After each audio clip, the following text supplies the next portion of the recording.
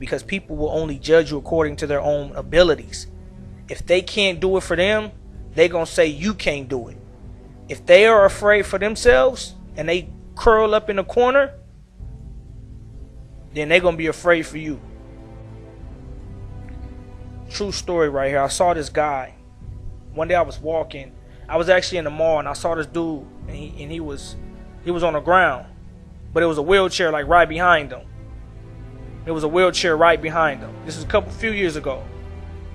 And I walked by and people, I saw people looking at him and as they walked by, they didn't say nothing. But I'm like, hey, what's going on, my man? You need some help? He was like, sure. So I helped him up into the wheelchair. And I said, what's up, man? Did somebody push you out of the wheelchair? He said, nah, man, he said, nah, didn't nobody push me. He said, but, man, it's no big deal, though, because, man, I fall out the wheelchair at least 20 times a day. I'm like, 20? I said, you fall out of the wheelchair 20 times a day? Like, how do you fall out of a wheelchair 20 times in a day? He said, man, because I'm paralyzed. He said, I'm paralyzed from the waist down. But when I was paralyzed years ago, the doctor told me that the percentage of me ever walking again was like 2 or 3%. And he said, the doctor didn't say it was 100% chance that I'll never walk again. So I believe that the 2%, the 3% is enough for me to believe in. So he said every day he lift his body up and try to thrust himself onto his feet. And he feels like any day now it's gonna work. It's gonna happen.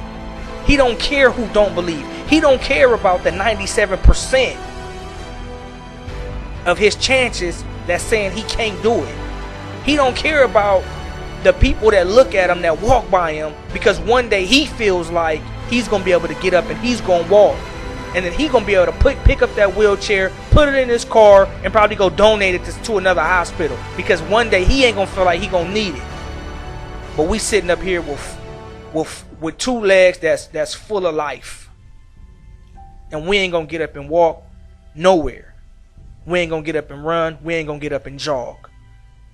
Oh, my ankle hurt. I can't walk today. Oh, man, I didn't go to sleep until 2 o'clock in the morning. I need some sleep. Man, if I go out there, people going to laugh at me because I'm overweight. So what if you overweight? How do you think you're going to change? How do you think it's going to change if you don't try? How do you think it's going to change? It's not going to happen because it's supposed to. See, you praying and you praying in front of the door. You praying in front of the door and you ain't twisting the knob because that door been open. It's been somebody that's willing to help you. You just scared to reach out. Because it's fear. That fear developed. Well, let me let you know something. Let me remind you. 24, baby. You got 24 seconds shot clock going on. A 24-hour shot clock going on. You better take your best shot. You better not be so afraid to where you can't take your best shot. Because you walking around with them healthy legs and you don't want to use them. What you need to do is you need to go to a hospital full of people that got disabilities. Somebody got their arm cut off, they got their arm sliced off, or a young kid had a disease or something and he had to amputate his arm. And with your arms, you don't want to do nothing with. You don't want to help nobody. You don't want to lend a helping hand. Paralyzed men that used to be in full strength get into a car accident and lose it. And you don't want to get up and run and jog, and you don't want to get up and walk to work. You don't want to get up and walk to the bus because you ain't got no car, you ain't got no ride, so you can't get there. Well, if you want to be successful in life, you got to stop caring what people think, and you got to start thinking for yourself, and you got to start believing in you.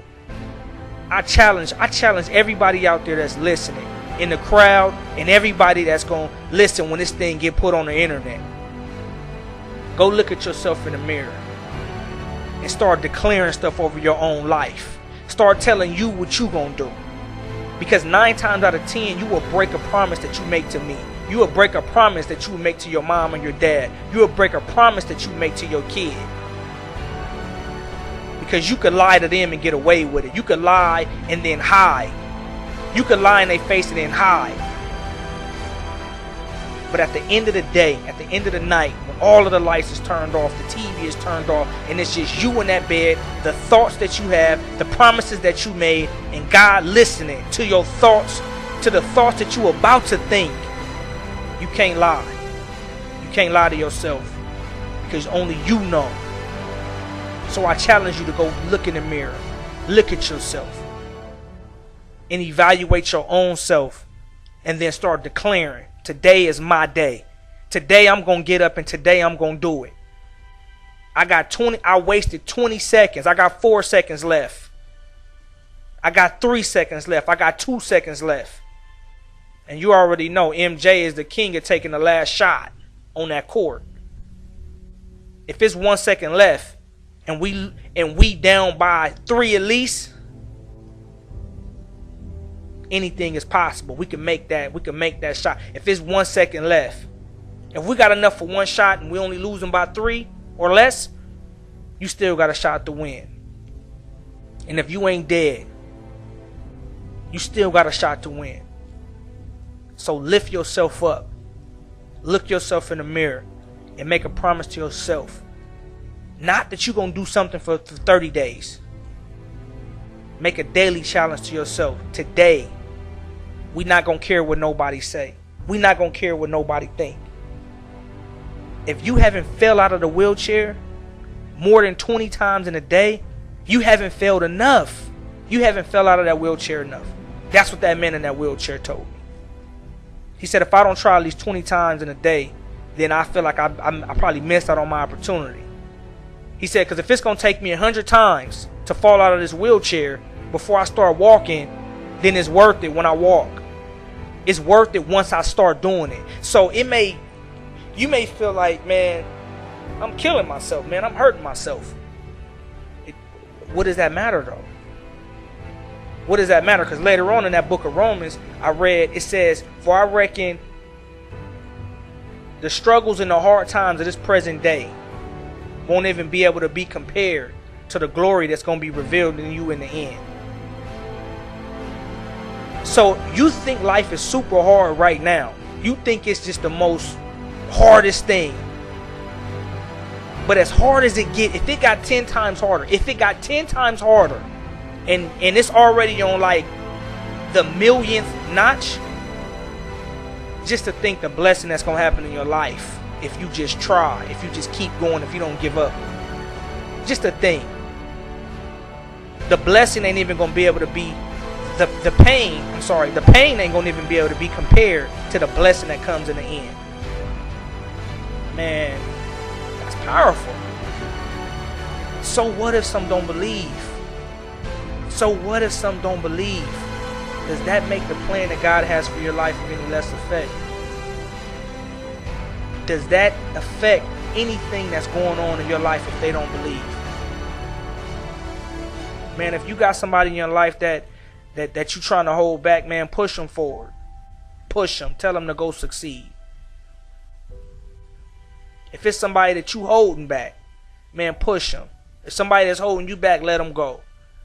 You need to evaluate everything that's going on in your life, and you need to start letting things go. Because everything is a shackle. Everything is a chain. You being influenced by people that ain't door openers. Get around some door openers. Get around some door openers. Have you ever locked your keys in a car and you have to call AAA? Man, AAA will come and they got to open your door for you. You lost your keys, but they'll come and open your door. You got to get around people that no matter what, even if you lose your mind, they'll come and help you open your mind back up. They'll come and they'll influence you. You got to have people that'll come and help you open your door. And I'm telling you, you will make it. You will make it, but you got to be tired. You got to be sick and tired. You got to be sick and tired of listening to people's disbelief in you. You got to be tired.